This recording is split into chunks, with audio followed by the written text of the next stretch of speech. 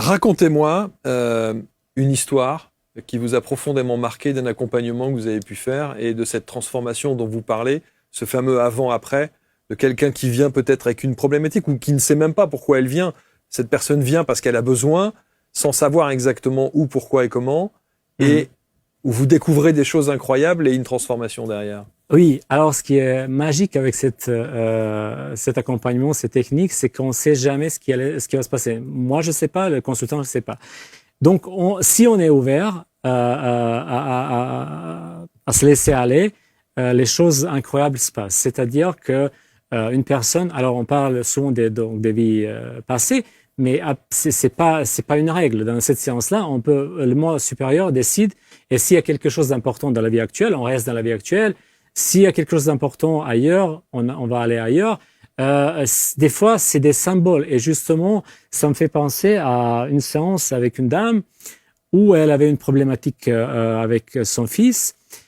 Et elle se retrouve dans un univers qui n'est pas, pour moi, une vie passée, un univers des figurines Lego. Alors, tout est un Lego. Elle est une figurine Lego.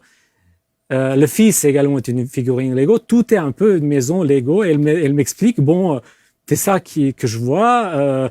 Si je regarde ce qu'il y a, parce que c'est dans une maison, si je regarde par la fenêtre, tout est un peu comme ça.